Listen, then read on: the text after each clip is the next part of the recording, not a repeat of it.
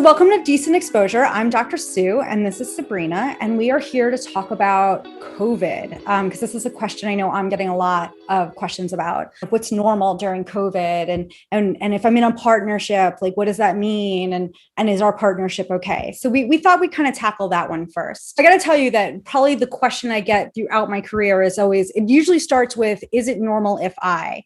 And so the fact that we're now talking about COVID is absolutely not something I'm surprised by. Like, is this normal? And I always start off with, there is no real normal. I think that's one of the big hangups we have about sex, is that we have to be doing things the right way, or the normal way. And so I kind of like to get that kind of out of the way, because it really shouldn't be part of kind of how we do things. What we thought was going to happen, first of all, no one thought we'd still be in a pandemic a year and change later. But what we thought was going to happen, if you go back and read headlines from March of 2020, you're going to see like baby boom in 9 months, everybody's home doing it. And what we're finding now that we've been in isolation for like 13 months now. We're shooting this in April.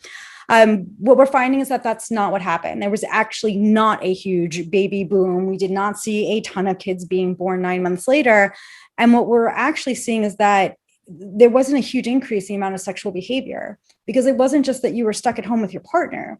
You were stuck at home with your partner like 24/7. So while there may have been a slight uptick in the amount of sexual behavior that people were engaging in, we didn't really see that across the board. And there wasn't really much, I would say, that we saw in terms of what's normal. Some people, their frequency of sex stayed the same, probably just under 50%.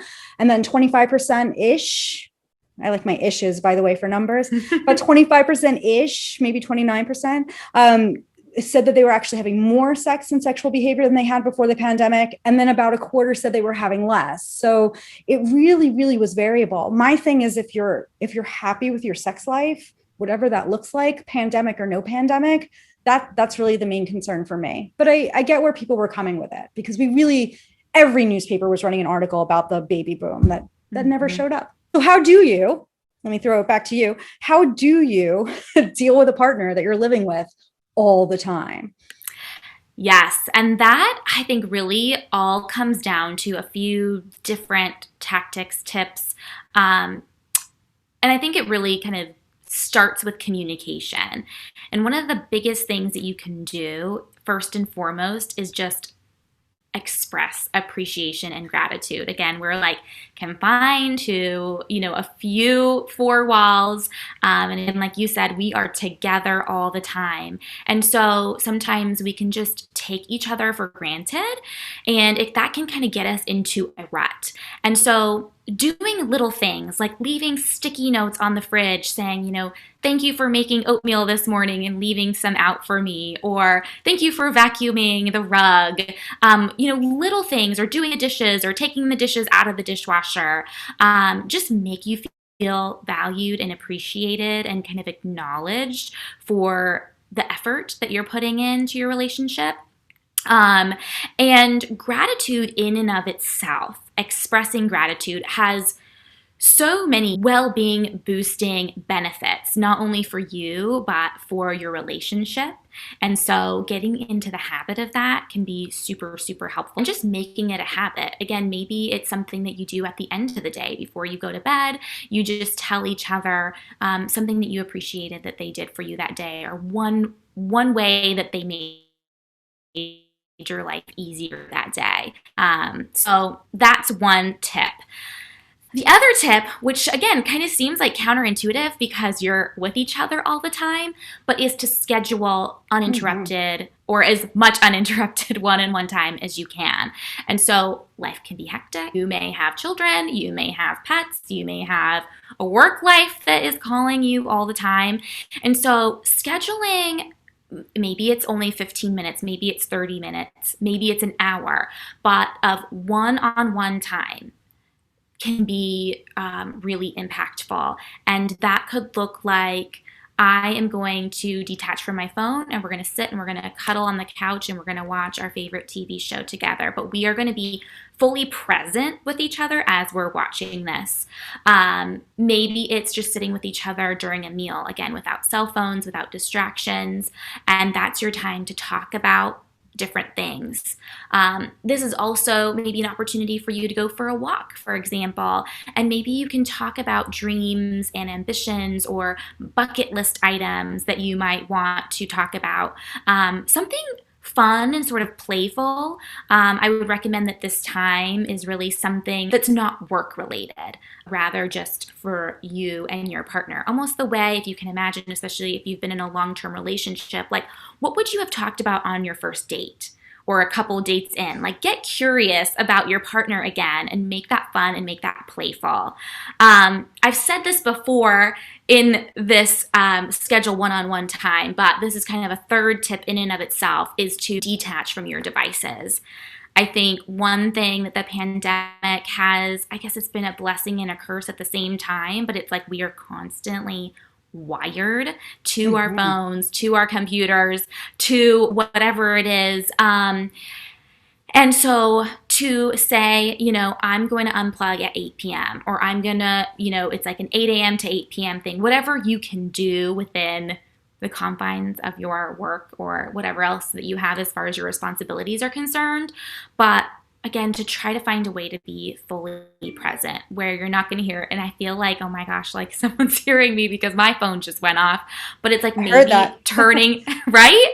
It's like maybe and I'm like not even taking my own advice, but maybe it's putting your phone on silent at a certain time, right? Or just knowing that you can't get emails, making those and so you're like super good at this with all the technology stuff, but setting your email preferences so that you don't get emails after a certain time, because again, you will feel inclined to respond. And that just takes away from the engagement. The last thing that I will say, and again, it can be tricky because of COVID, and sort of I would say it's a little bit more limited as far as activities, but it's not impossible, not even close to impossible. But to do something new together. So there was actually a study by a psychologist named Arthur Aaron, and he found that couples who spend time together doing something new and exciting were actually more satisfied with their relationships. And one of the activities that I guess these couples took part in was like, those like bouncy balls that are kind of like, they have like the little handle on them and you can just like bounce around. Like couples literally just like went outside and just were like on these like little bouncy balls. And they reported that they actually felt more connected to their partner after doing that activity than they were before.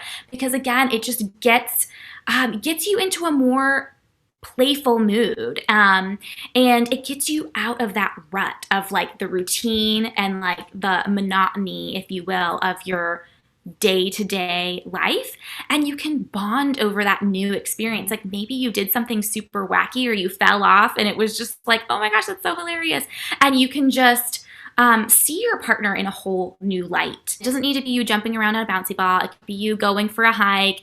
You could maybe pick up skiing. You could try an outdoor workout together or garden or cook or bake. I mean, it doesn't need to be anything crazy. You don't have to have a, really robust budget, but doing something new, I would say certainly is helpful. So Dr. Sue, how does this really play into sexual health? Yeah, so it's interesting because one of the main organizations that's been doing a lot of studies on this is the Kinsey Institute. And I'm almost a little hesitant to give numbers because then that plays into is this normal or not? But what they found was that people were trying new stuff during the pandemic. About 1 in 5 people were trying new stuff and actually said their sex lives were better. That new thing could have been something like just sexting if they hadn't done it before, or maybe sharing a fantasy or watching porn or trying new positions or adding sex toys. So there's a ton of stuff that you can do that's new, that's also sexual related. Finding the time might be a challenge for that. And if you have kids or pets, finding some privacy might be a challenge. But I also want to go back to communication. And I don't know if any of my students are going to see this, but they're going to laugh when they hear that, because communication is like the answer to every question I ever ask. What we don't want you doing is saying, oh, we watched this YouTube and we should go try new things. Like, talk to your partner about that before you do it. Make sure they're cool with what's happening. But there are things that you can do new sexually if that's something that turns you both on. Yeah, I love that. And I really appreciate you saying that, first and foremost, it's not a problem unless there's something that's coming in between the two of you, right? So if there's no such thing as like how I'm not doing it enough or whatever, it's just like, well, if one of you is feeling that way and the other one's not, then okay, maybe that's something that you need to like drill down and figure out. If you're in a coupled relationship out there, I really hope that this conversation helped, and you can feel free to write and share with us in the comments and let us know what you think.